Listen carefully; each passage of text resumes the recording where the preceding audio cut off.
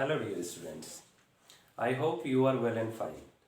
पिछले इंट्रोडक्शन के क्लास में मैंने आपको बताया था कि क्लास 6 to 12 का अगर स्टडी कर लिया जाए, अगर हम लोग उसे प्रॉपर तरीके से स्टडी कर लें तो कैसे यूपीएससी, बीपीएससी या अलग कॉम्पिटिटिव एग्जाम्स के लिए आपके लिए एक बहुत ही बेहतर और कह सकते हैं एक बहुत ही स्ट्रॉन्ग बेस तैयार हो सकता है। चलिए यहाँ पे एक छोटी सी चीज़, आज हम लोग ऐसे तो क्लास 12 का फर्स्ट चैप्टर स्टार्ट करने वाले हैं। उसी क्लास में मैंने आपको बताया था, ऐसे आज भी फिर मैं आपको बताता हूँ कि क्लास 12th में हिस्ट्री का चैप्टर स्टार्ट करेंगे। और क्लास 12th में जब आप जाते हैं तो क्लास 12th के बारे में जब आप पढ़ोगे तो आप देखोगे क्लास 12th के अंदर एनसीईआरटी को 3 पार्ट्स में डिवाइड किया गया है। एक एंशिएंट एनसीईआरटी है, एक आपका मॉडर्न हिस्ट्री है और एक तुम्हारा कैसे मेडिवल इंडिया का हिस्ट्री है। तो हम सबसे पहले एंशिएंट इंडिया का हिस्ट्री स्टार्ट करेंगे, जिसका पहला चैप्टर का नाम है हड़प्पन सिविलाइजेशन। आप सोचो, ये एक ऐसा सिविलाइजेशन, एक ऐसे टॉपिक्स के बारे में हम लोग क्लास 12th के पहले चैप्टर्स में पढ़ेंगे।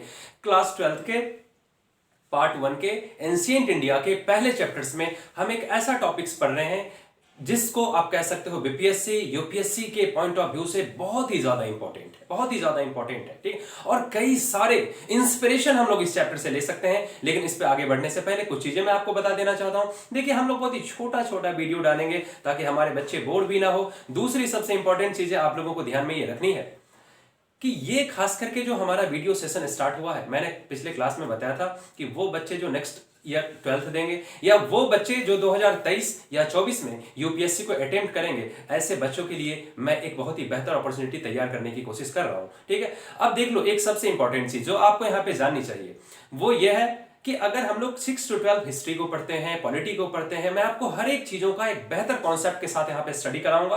और आने वाले 2023-24 में जो भी बच्चे, मैं समझ सकता हूं कि 2023 हो या 24 हो, इंडिया के अंदर में एक रिवॉल्यूशन हो सकता है, ठीक है। खास करके वो बच्चे, मैं चाहता हूं वो बच्चे यूपीएससी के अंदर में एक हिस्ट्री क्रिएट कर दें, ठीक है, जिनकी फाइनेंशियल क्राइसिस जिनके पास हो, जिनके पास इकोनॉमिक क्राइसिस हो, वो किसी कारणवश नहीं आगे बढ़ पा रहे हो, लेकिन ये एक ऐसा माध्यम होगा, मैं आपके साथ खड़ा हूं, मुझे उम्मीद है हमारे बच्चे हमारे साथ खड़े रहेंगे और आप मेहनत करके उस चीजों को, उस हिस्ट्री को ब्रेक कर सकते हो। चलिए, तो चीजों को हम आगे इस तरीके से देखेंगे। जैसे मैं एक बार बता दूं, ऐसे अगर मैं पढ़ाता हूं तो मैंने देखा कि क्लास 12th में कई सारे ऐसे बच्चे हैं जिन्होंने 90 प्लस स्कोर किया, कुछ बच्चे 95 प्लस स्कोर करने भी किए हैं जिन्हें मैंने पढ़ाया है। लेकिन यहां पे दिमाग में रखिएगा, मैं ये नहीं कह रहा हूं कि अगर if they have scored more than 95 और if they have scored more than 96 और if they have scored more than 90%, it's just because of me. मैं ये नहीं करता, मतलब क्रेडिट मैं खुद नहीं ले रहा हूं। मैं मानता हूं कि बच्चे का बहुत बड़ा रोल होता है। आप अगर 99% लाते हो, आप अगर यूपीएससी क्रैक करते हो, आप जो भी काम करते हो, इसमें आपका बहुत बड़ा एक योगदान रहेगा। मैं तो बस एक कह सकता हूं, एक इंस्पिरेशनल फोर्स के लिए, आप फोर्स के रूप में आपके साथ खड़ा रहूंगा। आपका सबसे बड़ा योगदान होगा, इसलिए आप बहुत ही शक्तिशाली हैं। आप आगे करिए। देखो, स्वामी विवेकानंद ने क्या कहा था। स्वामी विवेकानंद ने कहा था कि स्टूडेंट्स को एक रटने की आदत मत डालो, क्योंकि हर इंसान के अंदर इनफाइनाइट फोर्स है, हर इंसान के अंदर इनफाइनाइट पावर छिपा हुआ है, ठीक है। उन्होंने कहा था कि you have infinite power with in, ठीक है, you can do anything and everything, तुम कुछ भी कर सकते हो, ठीक है, तुम्हारे अंदर अनंत शक्ति है। और उन्होंने कहा था टीचर्स का जो काम होना चाहिए, उसके अंदर जो शक्ति का समंदर है, यानी ओशियन ऑफ पावर जो आपके अंदर छिपा हुआ है, बस टीचर्स का काम है उसमें इग्नाइट कर देना, उस शक्ति के अंदर एक इग्निशन कह सकते, एक इग्नाइट कर देना, उसको उसमें एक चिंगारी मार देना, और वो जब वो पूरी की पूरी शक्तियां खुद ब खुद बाहर आ जाएगी। तो मैं एक छोटे से गाइडेंस के रूप में आपके लिए काम करूंगा और सारा चीज आप खुद कर लेंगे। यहाँ पे दो चीजें हम लोगों को तैयार करनी है। एक तो जिस बच्चे को, मैं समझ रहा हूं जो भी बच्चे यहाँ पे फायदा उठाएंगे, मैं चाहता क्लास 12th का जब बोर्ड हो, सीबीएसई का बोर्ड हो या किसी पर्टिकुलर स्टेट का बोर्ड हो, हमारे बच्चे उसमें एक बहुत ही बेहतर काम करें। 2022 एक हिस्ट्री क्रिएट करें कि कई सारे बच्चे, ठीक है, रिमोट एरियाज के बच्चे, कमजोर बच्चे, ठीक है, इस वीडियो का लाभ उठाकर आप अपने कॉम्पिटिटिव एग्जाम में टॉप करें, आप बहुत ही शानदार करें। फिर आप यूपीएससी को जो आपने गोल लेके रखा है कि चलो भैया, और वो भी फिर धीरे धीरे उसमें भी आप रिवॉल्यूशन क्रिएट कर सकते हैं।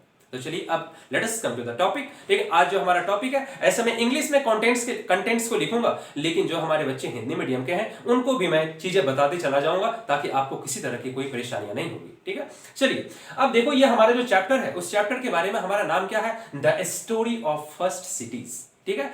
एक चीज और मैं बता देता हूं, हर चैप्टर्स को हम लोग छोटे छोटे 5-6 वीडियोज में कंप्लीट करेंगे। And at the last of the at the end of the chapters, ठीक है। अब जब ये चैप्टर खत्म हो जाएगा तो उसके बाद 40 से 50 क्वेश्चंस, ऑब्जेक्टिव क्वेश्चंस उस चैप्टर से रिलेटेड हम लोग कर लेंगे। उस चैप्टर से, उस क्वेश्चंस में आपको ये भी बता दूंगा कि बोर्ड्स पॉइंट ऑफ व्यू से क्या इंपॉर्टेंट है। कुछ ऐसे क्वेश्चंस का भी नाम बता दूंगा जो यूपीएससी या बीपीएससी में पूछे गए हैं। तो हर तरीके से आपके लिए ये बहुत ही प्रॉफिटेबल रहेगा, आपके लिए काफी एडवांटेज होगा। चलिए, तो ये जो हमारा फर्स्ट चैप्टर है, the story of first cities, Hindustan के अंदर में सोचो, इंडिया ब्रिटिश रूल के अंदर में है। इस बातों को दिमाग में रखना कि India is under colonial rule, Bharat के अंदर ब्रिटिश का शासन है, भारत के अंदर यूरोपियंस का शासन है। और उस समय और यूरोपियंस लोग भारतीय लोगों को मूर्ख समझते थे, ठीक है। वो भारतीय लोगों को अनसिविलाइज्ड समझते थे, वो भारतीय लोगों को समझ के किसी चीजों में अनस्किल्ड समझते थे। लेकिन भारत के अंदर एक ऐसी सभ्यता का इमरजेंस हुआ, भारत के अंदर एक ऐसी सभ्यता के एविडेंसेस मिले कि पूरी दुनिया के ऊपर एक बहुत ही बड़ा तमाचा मार दिया, उनके मुंह के ऊपर एक कह सकते हो सटक लगा दिया कि आप इंडिया को कुछ नहीं बोल सकते हो, क्योंकि भारत जिस चीजों को पूरी दुनिया आज कर रही है, हिंदुस्तान जैसा देश उस चीजों को आज से कई हजारों साल पहले कर चुका था। यानी आप हमें अनसिविलाइज समझना बंद कर दें, आप हमें इलिटरेट समझना बंद कर दें, ठीक है। जितनी लिटरेसी आज आप में है, जितनी क्वालिटी आज आप में है, जितनी एजुकेशन आज आप में है, जितना टेक्नोलॉजी और सिटीज का डेवलपमेंट आज आपने किया है, हमारे एंसेस्टर्स ने, ठीक है, हमारे देश के अंदर में 5000 साल पहले ऐसी चीजें डेवलप हो चुकी थी। तो उसी सिटीज के बारे में पढ़ेंगे, वो सिटीज, वो हड़प्पन सिविलाइजेशन जो आज भी पूरे विश्व के लिए एक बहुत बड़ा एग्जांपल बना है अपने अर्बनाइजेशन के लिए, ठीक है, एक शहरीकरण के लिए आज भी वो बहुत बड़े रूप में जाना जाता है। तो यहां पे हम लोगों ने देखा हड़प्पन सिविलाइजेशन, यानी ये चैप्टर जो है, ये फर्स्ट चैप्टर जो हमारा है, ब्रिक्स, बीट्स एंड स्टोन्स, ये कंप्लीट किसके अकॉर्डिंग, ये किसके सेंटर्ड ये रिवॉल्व हो रहा है, ये हड़प्पन सिविलाइजेशन यहां पे पढ़ेंगे। सबसे इंपॉर्टेंट चीज, हड़प्पन सिविलाइजेशन, इसको दूसरा किस नाम से हम लोग जानते हैं, इंडस वैली सिविलाइजेशन, ठीक है। यानी हड़प्पन सिविलाइजेशन को इंडस वैली सिविलाइजेशन कहते हैं, दूसरा चीज उसे हम लोग हड़प्पन कल्चर भी कहते हैं, ठीक है। तो ये तीनों नाम आपको दिमाग में रखना होगा, चाहे हड़प्पन सिविलाइजेशन हो, चाहे इंडस वैली सिविलाइजेशन हो, या चाहे हड़प्पन कल्चर हो, आप समझ जाएंगे इससे। चलिए, अब एक सबसे इंपॉर्टेंट चीज यहां पे समझनी है आपको, एक इंट्रोडक्शन दे रहा हूं इस चैप्टर्स के बारे में कि it was a bronze aged civilisation. Bronze का मतलब होता है कांस, यानी ये कांस युगीन सभ्यता थी, ठीक है। यानी it was a bronze aged civilisation. Which civilisation was bronze age civilisation? It was Harappan civilisation, it was Indus valley civilisation, ठीक है। अब यहां पे देखो, ये ब्रोंज एज क्या होता है, ठीक, आप खुद सोच लो। जैसे हम लोग बच्चे से बड़े होते हैं, ठीक, क्या एक दिन में बड़े हो गए? जी नहीं। हम देखते होंगे, आप कई बार लिटरेचर में पढ़ते होंगे, कभी एक हमारा चाइल्डहुड फेज था, एक हमारा यंगस्टर वाला फेज आ गया, फिर हम जो है एक मैच्योर फेज में पहुंचते हैं, फिर धीरे धीरे ओल्ड एज में पहुंचते हैं, और फिर धीरे धीरे ऊपर चले जाते हैं। तो ठीक तरीके से यहां पे भी देखना है कि ये जो इंसान का जो डेवलपमेंट हुआ है, ठीक है, ह्यूमन इंसान का हिस्ट्री अगर देखें, ह्यूमन हिस्ट्री को देखें, इवोल्यूशन ऑफ अगर ह्यूमन हिस्ट्री को अगर देखा जाए, तो आप देखेंगे क्या इंसान जितना आज डेवलप है, अचानक तो इस स्टेज में नहीं आ गया ना। तो पहले अगर पीरियोडाइजेशन को अगर हम लोग देखें, है ना, तो देखते हैं पहले स्टोन एज से शुरुआत होती है। यानी एक अगर एजेज वाइज यहां पे पीरियोडाइजेशन देखें तो क्या देखते हैं, सबसे पहले स्टोन एज था, ठीक है। वो एज जब इंसान स्टोन टूल्स, ठीक है, स्टोन के वेपन्स, स्टोन के इक्विपमेंट्स बनाए रहते थे। उस समय उतनी ज्यादा टेक्नोलॉजी का डेवलपमेंट नहीं था, उतना ज्यादा कह सकते हैं इंसान सिविलाइज्ड नहीं हुआ करता था, लोग जंगलों में रहा करते थे, ठीक है। तो ये एक स्टोन एज था। स्टोन एज के बाद इसका ट्रांसफॉर्मेशन किस में होता है, कॉपर एज में होता है, ठीक है। अब कॉपर एज के बाद ब्रॉन्ज एज में आता है। ब्रॉन्ज कैसे होता है, कॉपर और टीन को अगर आप मिला दोगे तो वो ब्रॉन्ज कहलाता है। यानी स्टोन एज से कॉपर एज, ब्रॉन्ज एज, और ब्रॉन्ज एज के बाद तुम्हारा कौन सा एज आता है, आयरन एज आता है। यानी इस तरीके से आपको आगे बढ़ते जाना है, स्टोन एज से कॉपर एज, ब्रॉन्ज एज और आयरन एज। अब आपको समझ में आ गया हड़प्पन सिविलाइजेशन यानी इंडस वैली सिविलाइजेशन या हड़प्पन कल्चर कौन सा, किस एज सिविलाइजेशन है, तो ब्रॉन्ज एज्ड सिविलाइजेशन। आपसे पूछा जाएगा क्या आयरन के एविडेंसेस यहां पे मिलते हैं, आप बिल्कुल मना कर देंगे क्योंकि अभी आयरन एज आगे है, ठीक है। तो ये पहला सवाल भी आपको समझ में आ गया, चीजें भी आपको समझ में आ गई। दूसरा देखो मैंने क्या लिखा, प्रोटो हिस्टोरिक सिविलाइजेशन। अब ऊपर में आपने देखा कि ब्रॉन्ज एज्ड सिविलाइजेशन है, नीचे मैंने क्या बोल दिया, प्रोटो हिस्टोरिक सिविलाइजेशन। ये क्या है प्रोटो हिस्टोरिक सिविलाइजेशन, ऐसे समझ लो इसको। हिस्ट्री को हम लोग 3 पार्ट में बांट देते हैं, ठीक है। हिस्ट्री को हम लोग 3 पार्ट में बांट देते हैं। एक देखो ऐसे, प्री हिस्टोरिक पीरियड, दूसरा प्रोटो हिस्टोरिक पीरियड, और तीसरा हिस्टोरिक पीरियड। यानी हिस्ट्री को हमने कितने भागों में बांटा, 3 भागों में।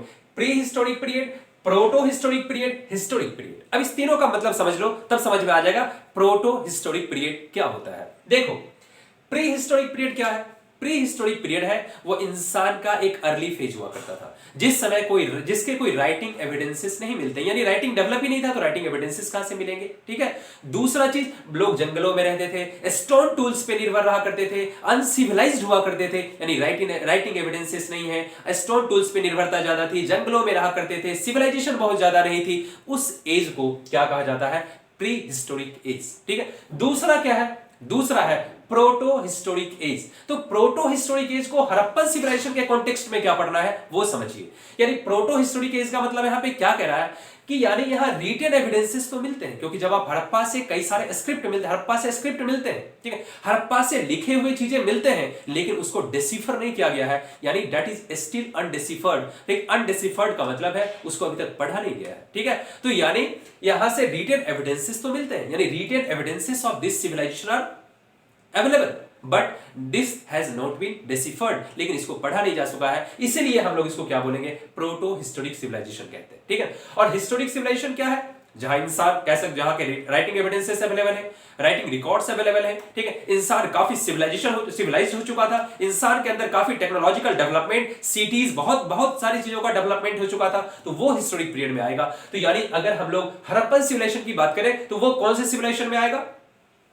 प्री हिस्टोरिक है? बिल्कुल नहीं है। ठीक है, क्योंकि ये तो स्टोन एज वाला है, ठीक है, और ये तो ब्रॉन्ज एज वाला है, तो प्री हिस्टोरिक तो हो ही नहीं सकता। ठीक है। प्रोटो हिस्टोरिक पीरियड बिल्कुल है, यानी राइटिंग एविडेंसेस मिलते हैं, but that is not been deciphered. ठीक है। दूसरा चीज, प्रोटो हिस्टोरिक का मतलब दूसरा क्या है कि भले आपके पास राइटिंग एविडेंसेस ना हो, ठीक है, भले आपके पास राइटिंग एविडेंसेस ना हो इस सिविलाइजेशन के, लेकिन इस सिविलाइजेशन का जो इंफॉर्मेशन है, इस सिविलाइजेशन के बारे में जो नॉलेज है, वो किसी दूसरे सिविलाइजेशन के राइटिंग मटेरियल से प्राप्त होती है। जैसे आप देखेंगे मेसोपोटामिया के, है ना, मेसोपोटामियन सिविलाइजेशन जो क्लास 11th में बच्चे पढ़ते हैं, मेसोपोटामियन सिविलाइजेशन से हमें हड़प्पन सिविलाइजेशन के बारे में पता चलता है। ठीक है। तो यानी हमें यह समझना है कि प्रोटो हिस्टोरिक पीरियड का मतलब, तो इस हड़प्पा के कॉन्टेक्स्ट में पढ़े तो वो पीरियड जिसका राइटिंग एविडेंसेस तो अवेलेबल है, बट वो पढ़ा नहीं जा चुका है। दूसरा, इसको किस तरीके से समझ सकते हैं, वो जिसका अगर राइटिंग एविडेंसेस भले ना हो, लेकिन अगर उसकी किसी दूसरे सिविलाइजेशन में अगर चर्चा हो रही है, डिस्कशन हो रही है, इंफॉर्मेशन अगर उसके बारे में मिल रही है, तो that is called protohistoric civilisation. ठीक। और तीसरा हिस्टोरिक पीरियड, ये तो एक डेवलप्ड पीरियड था।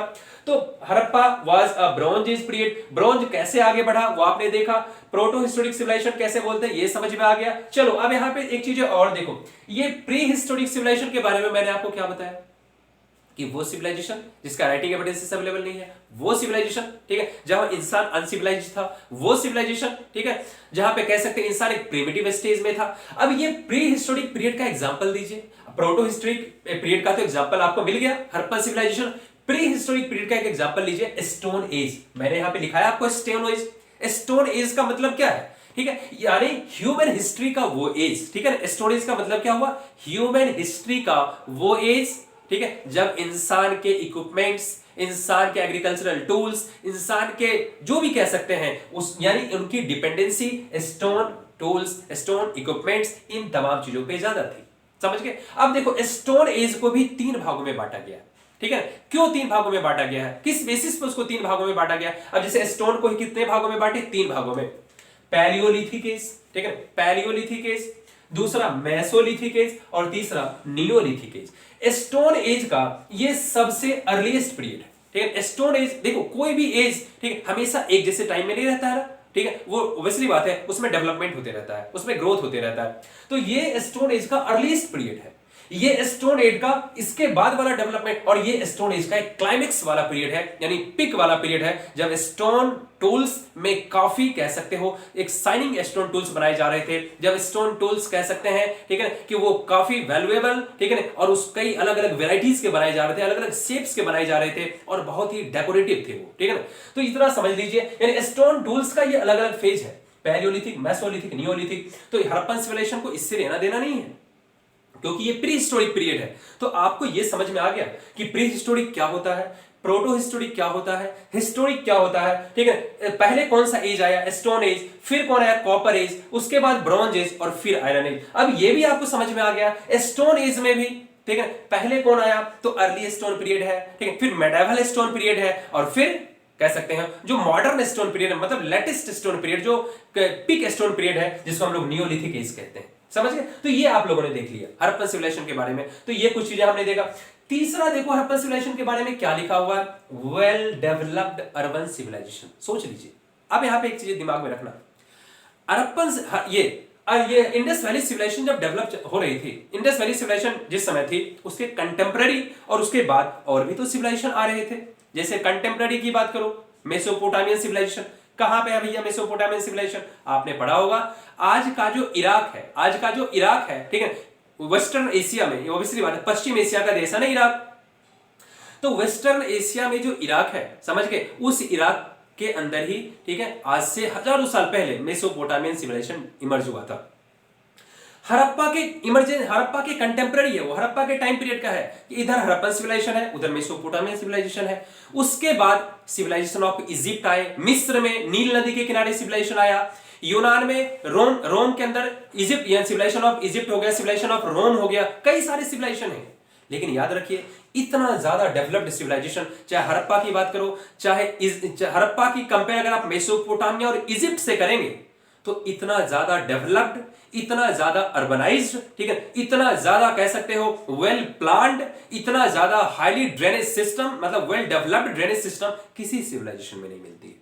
समझ गए? तो यानी अपने कंटेम्पररी सिविलाइजेशन में सबसे खूबसूरत, समझ गए, सबसे नियोजित, सबसे वेल प्लान्ड, तमाम चीजों में हड़प्पन सिविलाइजेशन एक क्लाइमेक्स पे था। ठीक है, इसलिए हड़प्पन सिविलाइजेशन के बारे में हम लोग, आप सोच लीजिए जितने सिविलाइजेशन है। और एक इंपॉर्टेंट चीज और दिमाग में रखिएगा, चाहे सिविलाइजेशन ऑफ इजिप्ट हो, नील नदी के किनारे है, ठीक है, सिविलाइजेशन मेसोपोटामियन सिविलाइजेशन देख लीजिए, आप क्लास 11th में पढ़े होंगे, दजला और फरात नदी, ठीक है ना, यानी यूफ्रेट्स एंड टाइग्रिस रिवर, दो रिवर थे ना, यानी टाइग्रिस और यूफ्रेट्स, इसके बीच में था मेसोपोटामिया, ठीक है ना, यानी दो नदियों के बीच में मेसोपोटामिया है, टाइग्रिस और यूफ्रेट्स।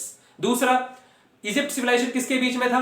नील नदी, नाइल रिवर के बाद। और ये जो तुम्हारा हड़प्पन सिविलाइजेशन है, इसका नाम ये इंडस वैली सिविलाइजेशन, यानी ये इंडस रिवर और उसके ट्रिब्यूटरीज के आसपास थे। यानी एक चीज आपने देखा, जितना भी सिविलाइजेशन का इमरजेंस हुआ है वो एक रिवर वैली के आसपास हुआ है, ठीक है। तो इतना चीज आपको समझ में आ गया। ये काफी वेल अर्बनाइज्ड सिविलाइजेशन है, यानी अपने कंटेम्पररी सिविलाइजेशन, यानी इसके टाइम पीरियड में जो जो सिविलाइजेशन थे, उन सभी सिविलाइजेशन में सबसे ज्यादा डेवलप्ड, सबसे ज्यादा प्लांट, ठीक है, तमाम चीजों में खूबसूरत ये तुम्हारा सिविलाइजेशन था। कौन सा? Indus valley civilisation.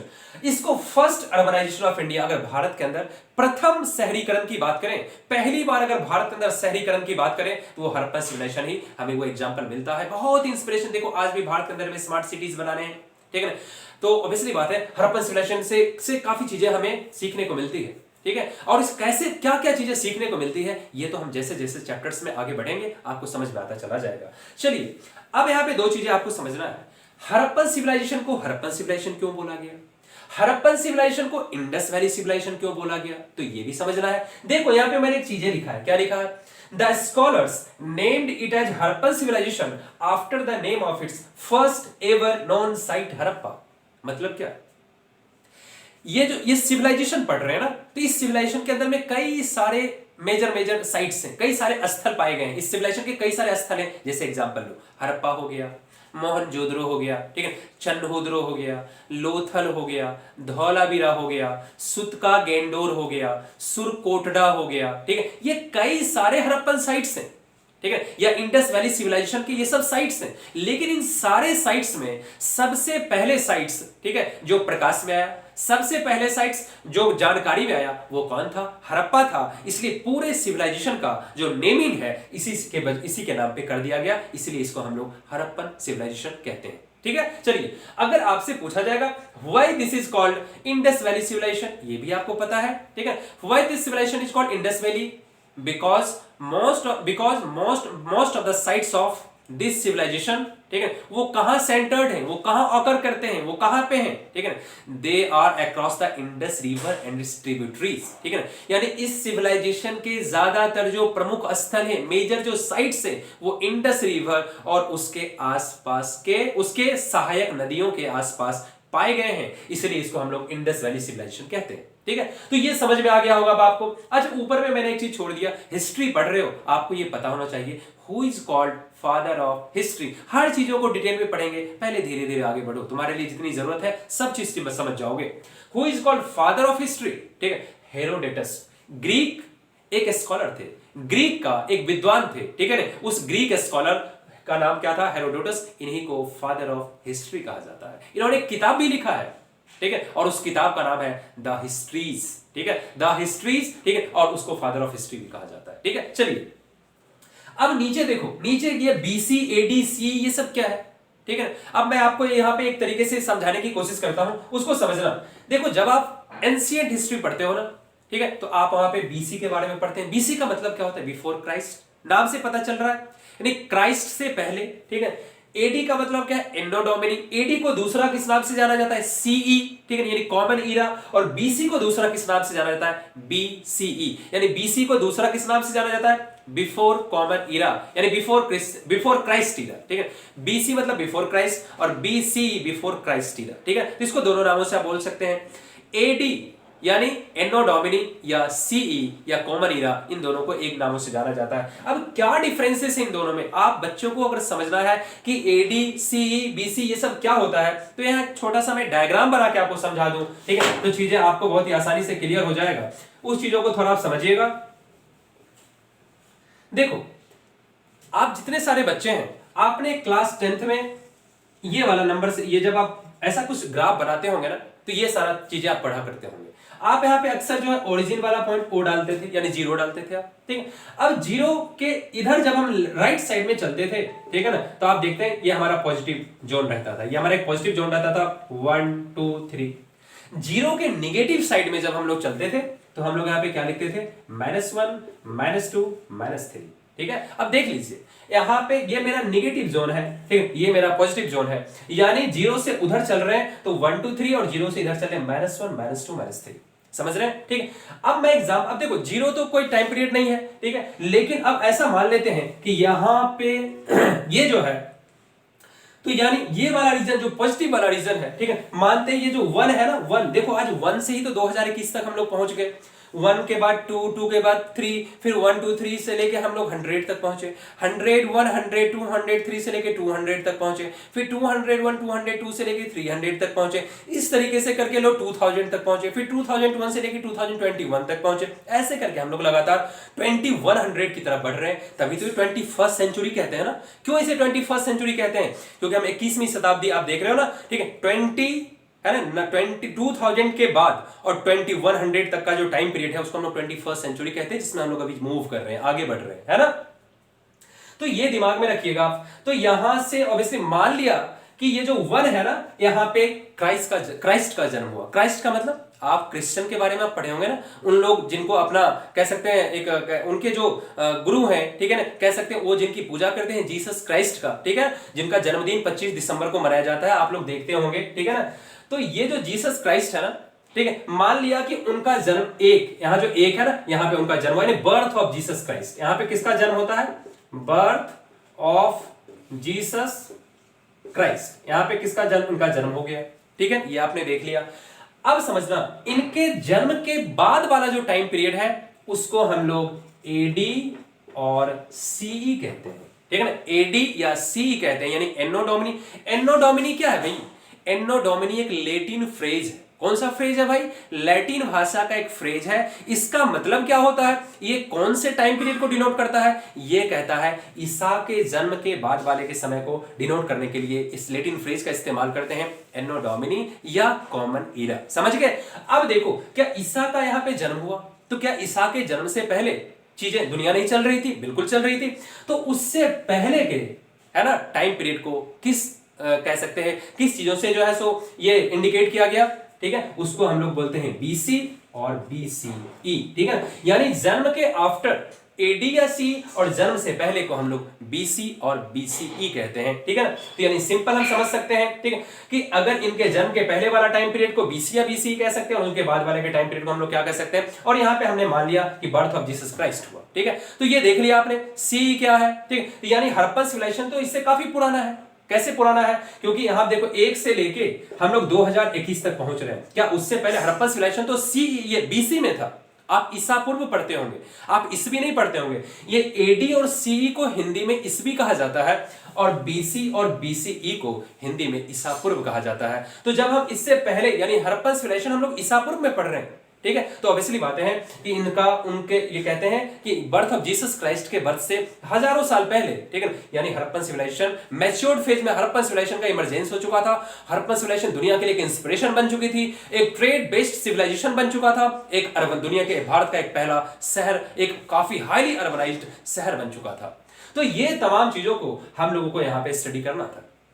तो मैंने आपको बता दिया। अब ये जो भी बेसिक चीजें हैं आपको कंप्लीट हो गया होगा। तो मैंने आपको क्या बताया, हड़प्पन सिविलाइजेशन का दूसरा नाम क्या है, Indus valley civilisation, Harappan culture, ये कौन सा सिविलाइजेशन है, इसका दूसरा कौन सा सिविलाइजेशन कहते हैं, स्टोन एज कॉपर एज क्या होता है, ठीक है। प्री हिस्ट्री को कितने भागों में हमने बांटा, प्री हिस्टोरिक का मतलब क्या होता है, प्रोटो हिस्टोरिक का मतलब क्या होता है, हिस्टोरिक पीरियड का मतलब क्या होता है, हड़प्पन सिविलाइजेशन को हड़प्पन सिविलाइजेशन क्यों कहते हैं, इंडस वैली सिविलाइजेशन क्यों कहते हैं, फादर ऑफ हिस्ट्री किसे कहा गया, ठीक है। और सीई, ठीक है, एडी और सी में क्या डिफरेंसेस हैं, बीसी और बीसी में क्या डिफरेंसेस हैं, ये तमाम चीजें को आप अच्छे से पढ़ लीजिए। फिर अगले क्लास में, ठीक है, फिर अगले क्लास में जब मैं अपना लेक्चर्स डालूंगा, बहुत ही आसानी से पढ़िए, धीरे धीरे पढ़िए, ठीक है। मैं छोटा छोटा लेक्चर्स डालूंगा ताकि आपको लंबा जो है सब बोर्ड ना फील करें, ठीक है। आप मस्ती के तरीके से पढ़ें, सिंपल समझ लीजिए पूरा का पूरा इतिहास, पूरी की पूरी पहाड़, ये पूरी की पूरी जो ये कह सकते हैं स्टडी है, वो एक कहानी है। आप उसे कहानी के रूप में पढ़ें, आप उसे टेंशन लेके ना पढ़ें, ठीक है। क्योंकि ये कहानी जो है आपको जीवन, ये जो कहानी होता है, ये जो नॉलेज होता है, आपको एक दिन ज्ञान की, कहते हैं ना, अगर आपके पास एक अच्छा नॉलेज हो जाएगा, आपके पास एक अच्छा, ठीक है ना, कह सकते हो ये ओशन ऑफ अगर नॉलेज हो जाता है तो आप बहुत ऊपर जा सकते हैं, ठीक है। दुनिया में आपको सम्मान मिलेगा, दुनिया के तमाम चीजों को आप बेहतर तरीके से समझ सकते हैं, आप समाज को आगे बढ़ाने में मदद कर सकते हैं। इसलिए नॉलेज को गेन करना है, हिस्ट्री को बहुत समझना है, क्योंकि हिस्ट्री हमारे लाइफ में बहुत बड़ा प्रोमिनेंट रोल प्ले करता है। मैं गारंटी के साथ कह सकता हूं, जो भी बच्चा हिस्ट्री को एक बेहतर, एक अच्छे से पढ़ेगा, पूरी जीवन का हर इंस्पिरेशन उसको वहां से मिल जाएगा। क्योंकि ऐसे हजारों कहानियां हैं हिस्ट्री के अंदर में, ऐसे हजारों लड़ाइयां हैं, ऐसे हजारों स्ट्रगल्स हैं जो हिस्ट्री हमें दिखा सकता है उसका क्या कॉन्सिक्वेंसेस हुआ, क्या परिणाम हुआ और उससे हमें क्या सीख मिलनी चाहिए। इसलिए हमें इन तमाम चीजों को स्टडी करना है। नेक्स्ट क्लास में हड़प्पा के बारे में मैं आपको और धीरे धीरे चीजें बताऊंगा। चलिए अब जाके आप अच्छे से स्टडी करिए। आगे क्लास तक के लिए आपके लिए ऑल द बेस्ट।